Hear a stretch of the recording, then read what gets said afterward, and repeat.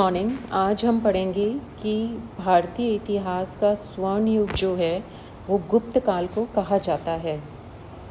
गुप्त सम्राटों का शासनकाल प्राचीन भारतीय इतिहास के उस युग का प्रतिनिधित्व करता है जिसमें सभ्यता और संस्कृति के प्रत्येक क्षेत्र में अभूतपूर्व प्रगति हुई तथा हिंदू संस्कृति अपने उत्कर्ष पर पहुंच गई।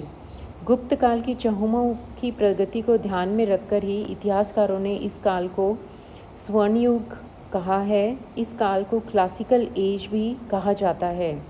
यह काल अपने प्रतापी राजाओं तथा अपनी सर्वोत्कृष्ट संस्कृति के कारण भारतीय इतिहास के पृष्ठों में स्वर्ण के समान है। मानव जीवन के सभी क्षेत्रों ने इस समय समृद्धि की।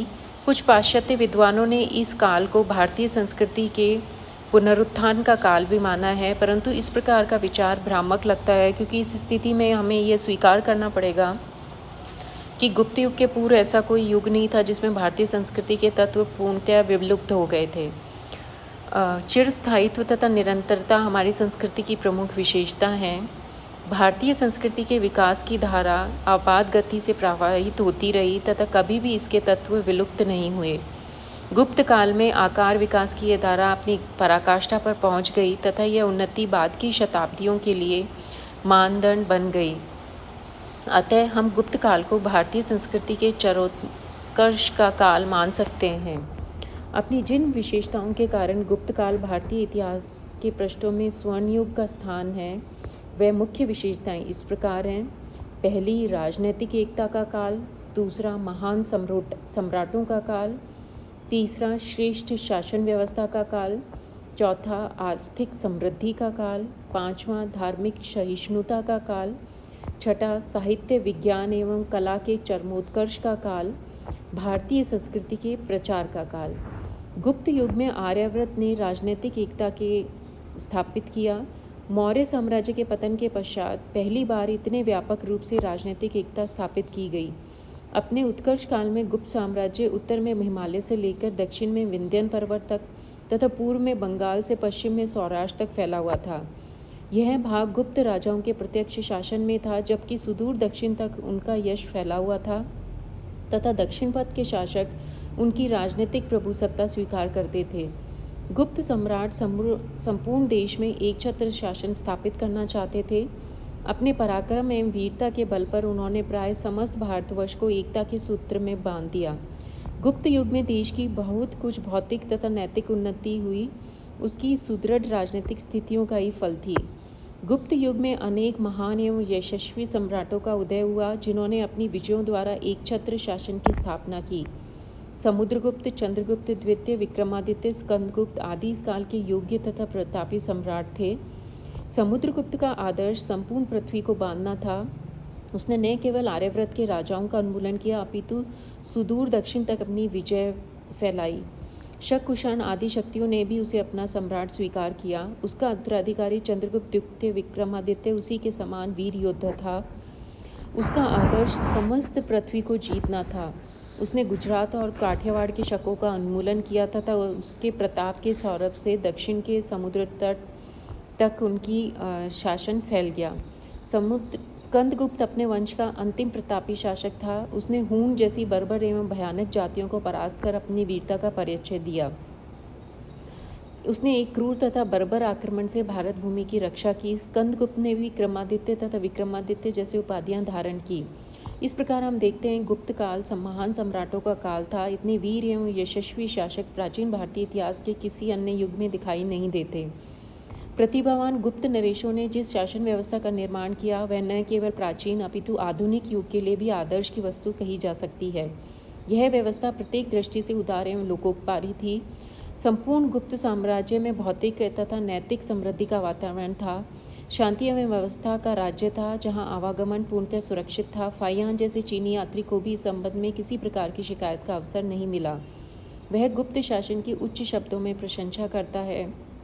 गुप्त नरेशों ने प्राचीन भारतीय दंड व्यवस्था के कड़े नियमों को उदार तथा मृदु बना दिया और मृत्युदंड को पूर्णतः समाप्त कर दिया। इतने के बावजूद भी अपराध नहीं होते थे। स्कंदगुप्तकालीन जूनागढ़ अभिलेख से पता चलता है कि उस समय कोई भी व्यक्ति दुखी, दरिद्र, व्यसनी, लोभी अथवा पीड़ित नहीं था। लगता है कि इसी युग की शांति एवं सुव्यवस्था का चित्रण करते हुए कालिदास लिखते हैं कि उपवनों में सोती हुई मदिरामत सुंदरियों के वस्त्रों को वायु तक स्पर्श नहीं कर सकता था, तो भला उनके आभूषणों को तो चुराने का साहस किस में था। आर्थिक दृष्टि से भी गुप्त सम्राटों का शासनकाल समृद्धि का काल रहा है। लोगों की जीविका का प्रमुख स्रोत कर्म कृषि ही था, किंतु इस युग के सम्राटों ने कृषि की उन्नति पर ध्यान दिया।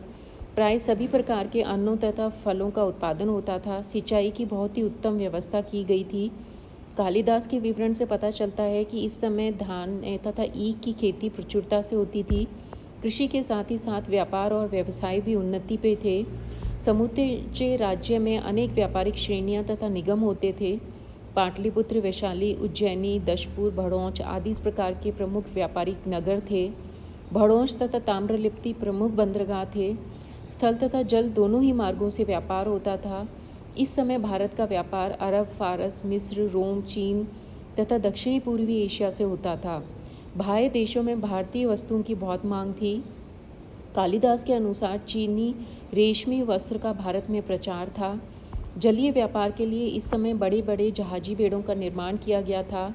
जावा के बोरोबुदुर स्तूप के ऊपर जहाज के कई चित्र अंकित मिलते हैं, जिससे इस बात की सूचना मिलती है कि भारतीयों ने बड़े बड़े जहाज़ों द्वारा वहां प्रवेश किया था।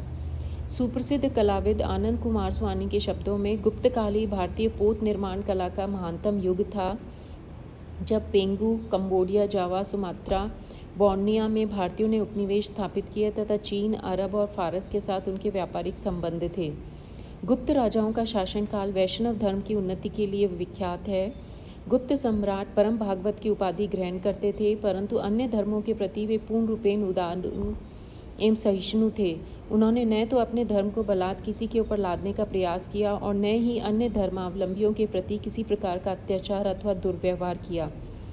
वास्तव में यदि देखा जाए तो यह काल धार्मिक सहिष्णुता का काल रहा, जिसमें ब्राह्मण, बौद्ध, जैन आदि विभिन्न मतानुयायी परस्पर प्रेम एवं सौहार्दपूर्वक निवास करते थे। गुप्त सम्राटों ने बिना किसी भेदभाव के उच्च प्रशासनिक पदों पर विभिन्न धर्मानुयायियों की नियुक्तियां की थी। चंद्रगुप्त द्वितीय का परराष्ट्र मंत्री वीरसेन शैव था, जबकि आम्रकार्दव नामक बौद्ध व्यक्ति उसकी सेना का उच्च अधिकारी था। कुमारगुप्त प्रथम के समय में बुद्धमित्र ने बुद्ध की एक मूर्ति की स्थापना करवाई तथा स्कंदगुप्त के समय में मद्र नामक व्यक्ति ने 5 जैन तीर्थंकरों की पाषाण प्रतिमाओं का निर्माण कराया था। चीनी यात्री फाहियान के विवरण से बौद्ध धर्म की उन्नत दशा का भी हमें बोध होता है। धार्मिक सहिष्णुता तथा भारतीय संस्कृति की प्रधान विशेषता रही है और इसका सही प्रतिबिंब हमें गुप्त काल में ही दिखाई देता है। गुप्तकालीन शांति एवं सुव्यवस्था के वातावरण में साहित्य, विज्ञान और कला का जन्मोत्कर्ष हुआ। संस्कृत राजभाषा थी। संस्कृत साहित्य का अभूतपूर्व विकास हुआ। गुप्त सम्राट स्वयं संस्कृत के अच्छे ज्ञाता थे, जिन्होंने अपनी राज्यसभा में उच्च कोटि के विद्वानों को संरक्षण दिया। महान कवि एवं नाटककार कालिदास इसी युग की विभूति हैं, जिसकी रचनाएं संस्कृत साहित्य में बेजोड़ हैं। संस्कृत के प्रसिद्ध कोशकार अमर सिंह का इसी काल में हुए। भारतीय षड्दर्शनों में से अधिकांश का पूर्ण विकास इसी युग में हुआ तथा प्रमुख दार्शनिक वसुबंधु भी इसी काल में हुए। गुप्त काल ने ही आर्यभट्ट तथा वराहमिहिर जैसे जगत प्रसिद्ध गणितज्ञ तथा ज्योतिषाचार्य हुए, जिनकी रचनाएं आज भी प्राचीन विश्व के विज्ञान को भारत की महानतम देन कही जा सकती है। आर्यभट्ट ने ही यह खोज की थी कि पृथ्वी अपनी धुरी की परिक्रमा करती है तथा सूर्य के चारों ओर घूमती है। साहित्य और विज्ञान के समान कला एवं स्थापत्य के क्षेत्र में भी उल्लेखनीय प्रगति हुई। कला के विविध पक्षों जैसे वास्तु, तक्षण, चित्र आदि का विकास हुआ। इस युग की कला में आद्योपांत आध्यात्मिकता, शालीनता तथा भारतीयता दिखाई देती है। भूमरा तथा नाचना के शिव मंदिर, शिव पार्वती मंदिर, सारनाथ तथा मथुरा के बुद्ध एवं विष्णु मूर्तियाँ तथा अजंता की चित्रकारियाँ भारतीय कला के इतिहास में समकक्षता नहीं रखती हैं। गुप्त काल भारतीय संस्कृति के प्रचार प्रसार के लिए भी प्रसिद्ध है। गुप्त युग से पहले भी भारतीयों ने मध्य तथा दक्षिण पूर्वी एशिया के विभिन्न भागों में अपने उपनिवेश स्थापित कर लिए थे, लेकिन इन उपनिवेशों में हिंदू संस्कृति का प्रचार विशेषतः गुप्त युग में ही था। फुनान, कम्बोज, मलाया, चंपा, जावा, सुमात्रा, बाली, बोर्नियो, सियाम, वर्मा आदि इस समय के प्रमुख हिंदू राज्य थे। मध्य एशिया में खोतान तथा कूचा हिंदू संस्कृति के प्रमुख केंद्र थे। कालिदास को इन द्वीपों का ज्ञान था। तिब्बत, कोरिया, जापान तथा पूर्व में फिलीपीन द्वीप समूह तक भारतीय संस्कृति का प्रचार हुआ। सांस्कृतिक प्रचार के फलस्वरूप बृहत्तर भारत का जन्म हुआ, जो गुप्त काल को गौरवान्वित करता है। सभ्यता और संस्कृति के प्रत्येक क्षेत्र में गुप्त काल में अभूतपूर्व प्रगति हुई। अतः हम कह सकते हैं कि इस काल को भारतीय इतिहास में अद्वितीय स्थान है और उसकी समकक्षता में कोई अन्य काल नहीं आ सकता। गुप्तों के पूर्व यद्यपि मौर्य शासकों का साम्राज्य अत्यंत विस्तृत था, तथापि इसमें संस्कृति के वह चौमुखी प्रगति हमें देखने को नहीं मिलता जिसका साक्षात्कार हम गुप्त युग में करते हैं। आर्थिक, धार्मिक, साहित्यिक एवं कला कौशल के क्षेत्रों में इस समय देश की उन्नति पराकाष्ठा पर पहुंच गई तथा उन परंपराओं का निर्माण हुआ जो आगामी शताब्दियों के लिए आदर्श स्वरूप रही। अतः गुप्त काल को प्राचीन इतिहास में स्वर्ण युग की संज्ञा से करना उचित एवं तर्कसंगत होगा। लेकिन आधुनिक कुछ सामाजिक आर्थिक इतिहासकार, जिसमें RS Sharma, Romila Thapar, SK Matthew उल्लेखनीय, गुप्त काल को स्वर्ण युग कहना उचित नहीं मानते। उनके अनुसार यह एक कोरा आदर्श है जिसका अस्तित्व सुदूर अतीत में ही संभव है। गुप्त काल में उच्च वर्ग तथा निम्न वर्ग के जीवन स्तर में भारी विषमता थी।